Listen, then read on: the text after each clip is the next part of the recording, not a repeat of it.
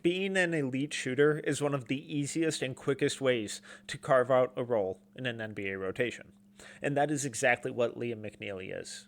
The UConn freshman is one of the most fascinating off ball scorers and off ball shooters in the 2025 NBA draft. McNeeley is coming out of Montverde at 6'7". He has some serious tools that easily project to the NBA. For starters, he's a lethal spot up shooter. And at 6'7", that size makes him a fantastic positional rebounder, and it's enough size where he can at least hold his own on the defensive end. As we continue to see, though, with NBA shooters, you have to be able to do more. You can't just be a shooter. And I know that feels like it's dumbing it down, but we routinely see guys who, once they get run off the three-point line, they're done. They can't do anything because they can't attack the hoop, they can't pass, they can't rebound, they can't cut, they can't relocate. All they can do is shoot, which makes them an incredibly easy defensive assignment. Liam McNeeley does not fall into that category. When Liam McNeeley gets run off the three-point line, he's attacking the rim or he's finding teammates with his really high-level passing ability. When we think about how McNeeley can translate not just to the NBA but also to UConn this year, it's tough to imagine a much better fit between an incoming freshman and any college program. The UConn Huskies have won back-to-back national titles on a large part of, obviously, their talent and their coaching, but also the system that they run. It's a really highly active, read and react, high ball movement, high player movement offensive scheme, and it's tough to envision a much better fit than Liam McNeeley in this system. McNeeley's off-ball movement at his size, with his shooting and his passing, makes him a perfect fit for this UConn team. McNeeley originally decommitted from Indiana to go to UConn, and it's looking like, before the season even starts off, one of the best decisions he could have made. McNeeley has a really fascinating game. Yes, he's an elite shooter, and we'll dive into some of that, but there's so much more to his offense that makes him not only a fascinating fit for this UConn team, but makes him a fascinating long-term NBA wing potential. Let's dive into the film, figure out where McNeeley thrives, some areas where he needs to improve, and some of the more underrated aspects of his game. I'm Tyler Metcalf. Welcome to Film School. Let's dive in. McNeeley is a really fascinating off-ball shooter because if you're expecting a old school sprint off screens, a Jordan Hawkins, JJ Redick type of shooter, you're going to be disappointed. When McNeeley ran off screens, he ranked in just the 36th percentile in scoring and shot just 30.8% from three. Off the dribble, 25th percentile in scoring and shot just 18.8% from three. Horrible numbers. However, when McNeeley was able to shoot off the catch, and specifically in spot-up situations, get his shoulders and feet square to the rim, stay on balance, his numbers were outlandish. When spotting up, McNeeley ranked in the 97th percentile in scoring and shot 51.5% from three. Off the catch, he ranked in the 92nd percentile and shot 50% from three. When on balance and able to square up to the rim, there are few better shooters in the country than Liam McNeeley.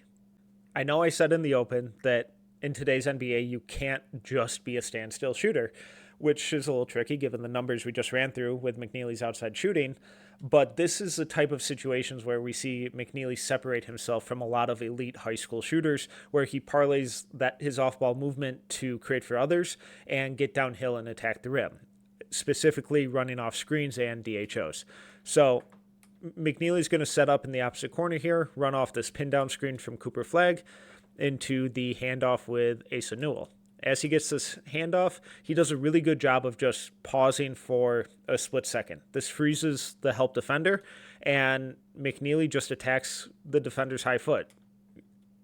Let's back it up just a second. We get a little kind of lurch in the defensive stance from this defender here because he's afraid that McNeeley's going to shoot it. It's not much, but it's enough to take the defender out of his stance just a little bit.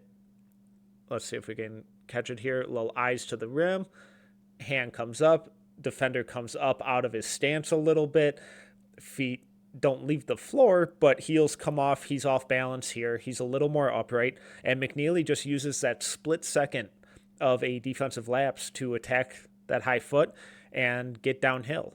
As he attacks downhill, a little bit more of a rounded route, but that's because McNeeley doesn't have a ton of burst or explosiveness. But what he does have is NBA size at 6'7", and he's really, really strong. So as he attacks downhill here, he does a really good job of elongating those strides to cover a lot of space right there, and then does a great job of extending with that right hand, uses his body to protect the ball, ensures that the recovering defender here can't block it, and gets the layup. It's stuff that off-ball scorers have to be able to do, and it's just little nuances and little effective ways where McNeeley can get easy points and easy looks at the rim because of that shooting gravity, because of that off-ball movement. And we'll see in a little bit here, or in a little bit later in this video, of how he also uses these types of looks to create for teammates as well.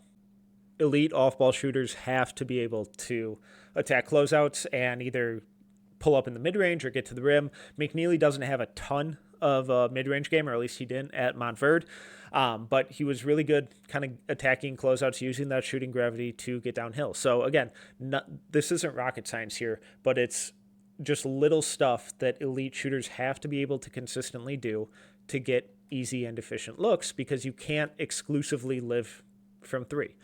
So ball's going to be on the right wing here. He's just going to circle out as his defender went under there for some reason and left McNeeley this huge cushion. McNeeley's just going to a little hesitate, like we saw in the previous clip coming off that handoff.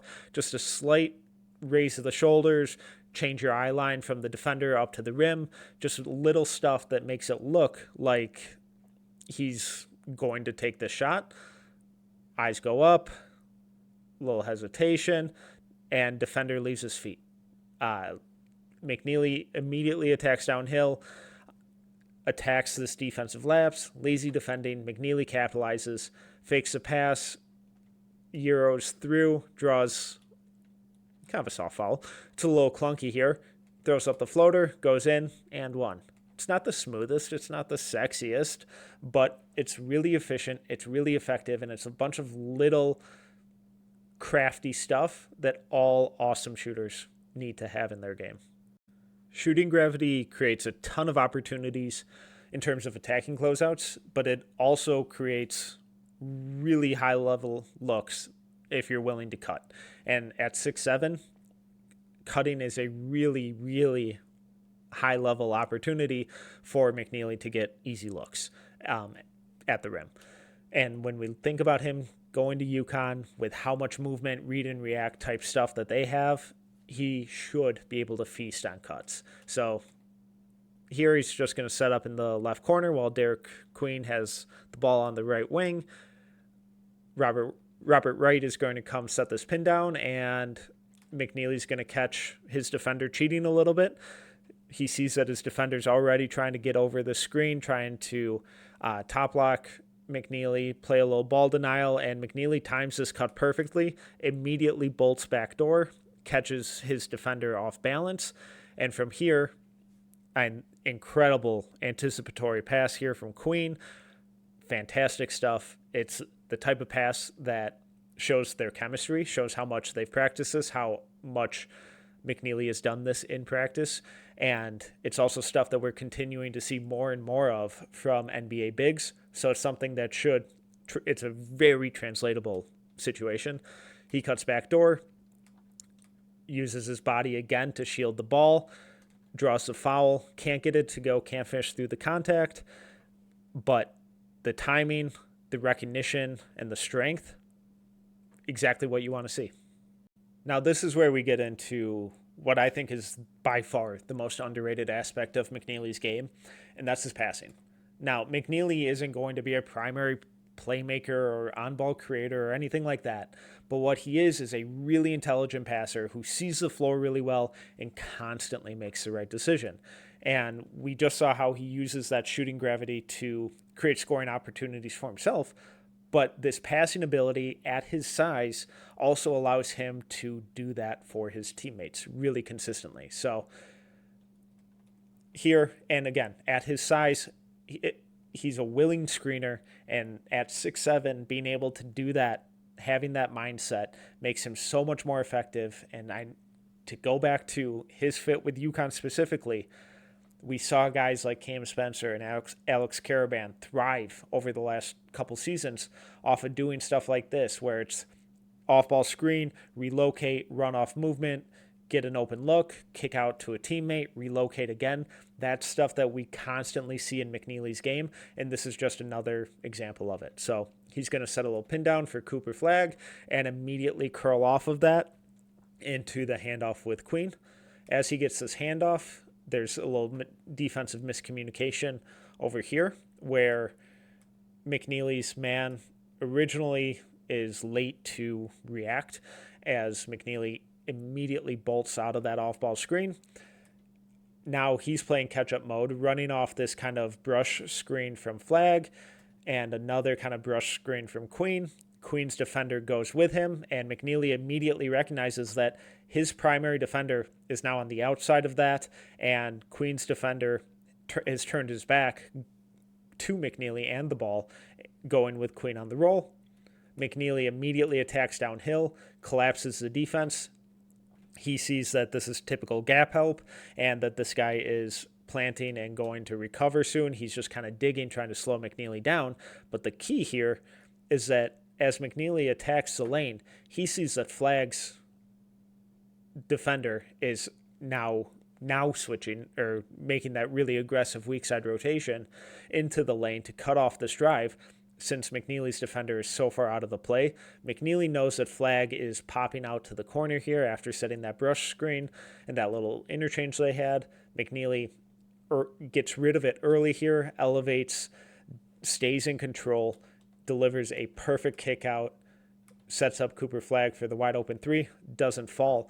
But everything in terms of using his size, the physicality, the processing, the floor awareness, and the passing accuracy, it's elite level stuff.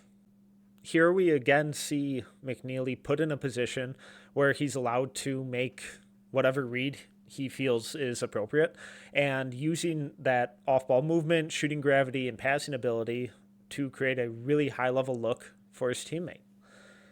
So McNeely's going to set up down here on the block and basically just run off of a floppy action, run off two pin down screens, and curl off this handoff with Derek Queen. And his defender's just playing trail defense. So he's just going over, he's chasing McNeely through everything. McNeely knows this off the first one, and as he receives the ball here, his eyes immediately go to the help defender, and he knows that his defender is trailing him over this handoff. McNeely continues to attack middle, and his eyes are looking into the lane here. Since Queen's defender has basically stayed at the level, not entirely switched, but stayed at the level and trying to take away this driving lane, his eyes go to Queen, and he sees that AJ DeBonsta has rotated over to take away that role, which means Cooper Flagg is going to be wide open on the wing as he relocates out here after setting that pin down screen.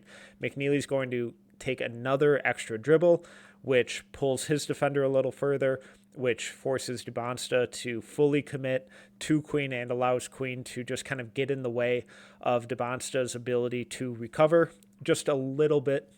He doesn't totally screen him off here, but he impedes him just enough. McNeely then does a great job changing the angle, using his size, again, at 6'7", releasing this pass over his head, ensures that his defender's not going to get a lucky deflection or anything on it, delivers a pass perfectly to Flagg, who's able to step into a shot, relatively open. DeBonsta gets a decent late contest here, but up until release point, Flagg has a pretty clean look at it, knocks down the open three. Just one more time, this is a situation where McNeely's leveraging that off-ball scoring and shooting gravity and put in a position to make whatever decision he feels is right. Let's play a little hypothetical here, where as he comes off this handoff, if this defender drops in or doesn't stay at the level and drops with Queen like we saw in the previous clip, McNeeley's probably attacking downhill and either getting to the rim like we saw or forcing this weak side defender to step over, which would then free up Curtis Givens in the opposite corner. But since this defender stayed at the level, McNeeley is eyeing that weak side defender, sees that he's in proper position where he can, McNeeley can get a pass there, but defender's going to be able to recover. And he knows that the mismatch is over here, back where he just came from. Great set, great decision making. McNeeley's off-ball movement and passing also consistently show up in transition. At his size, with his rebounding ability, he's able to grab and go pretty consistently, and this allows him to immediately get into stuff, initiate the offense, and create some really quality looks. So off that rebound, he immediately pushes, kicks it ahead to Cooper Flagg, and just his floor awareness is showing him, and just his having his eyes up, he sees that there's all of this open space. So he's just going to keep moving. He's not going to stay stagnant. He's not going to give up on the play. He's just going to keep moving. And as he does so, gets the handoff from Flagg. Defender's kind of in no man's land. McNeeley's not his assignment, and before the defense hasn't gotten set yet, so he's a little unsure of what to do. He doesn't totally pick up McNeeley here. McNeeley just continues that movement, continues his momentum, drives baseline, and eventually draws the rotation from the defender, as Derek Queen this entire time has just kind of been making his way down the court and filling the lane. As McNeeley picks up his dribble, he's looking opposite corner here and kind of makes a motion like he's going to whip that cross corner pass. Just get a little bit in slow motion. He picks up. This weak side defender has to be at least wary of that. But McNeeley sees that Queen has inside position on this defender. So instead of risking a pass to the opposite corner where this defender might pick it off or where his teammate might miss the three, McNeeley just delivers a perfect bounce pass to Queen, who has inside position, routine layup, easy 2 points. One more time. Gets the rebound, pushes, continues his movement, relocates, drives, makes a simple read, sets up his teammate. Another sneaky area where McNeeley really can show off his passing is just with outlet passes. So he has good vision. He's a really good rebounder. And if his teammates are running, there's a good chance he's going to find them. So rebound, loose ball, McNeeley falls to McNeeley here, and his eyes are immediately up looking to see what the defense is setting up as. He sees that his teammate is streaking down the left wing, and no one's really back. And the farthest back defender is squared off, and based on just momentum and body positioning, McNeeley knows that his teammate's going to beat him down the court. So without hesitation, delivers, was that the equivalent of half court, 3/4 court pass, hits his teammate in stride, leads him right to the rim. Defender tries to recover here, but ends up fouling, and since McNeeley put that exactly where it needed to be, his teammate didn't have to break stride or slow down or lose momentum, allowing him to get all the way to the rim and draw that foul on the fast break. The biggest hole in McNeeley's offensive game right now is just the utter lack of on-ball creation. Now, as a pick-and-roll ball handler, there is some signs of intrigue, mainly as a tertiary or second side kind of creator, where ball swings to him on the broken play. He's able to run a second side pick and roll. At Montverde this year, he ranked in the 98th percentile in pick and roll scoring as a ball handler, but he only ran 16 possessions, incredibly low volume. The 98th percentile is great, but how real is it? Additionally, he only ran 8 isolation possessions all season with Montverde. So some of it is, all right, well, was it just a victim of circumstance? And I tend to lean more towards it being a flaw or a legitimate weakness in his game. McNeeley doesn't have a great handle. He struggles to separate. That burst isn't necessarily there. His handles tends to be pretty one-dimensional, upright, and stiff. So all of that creativity that we see with his off-ball movement and passing. When he's asked to create anything on his own, it pretty quickly disappears.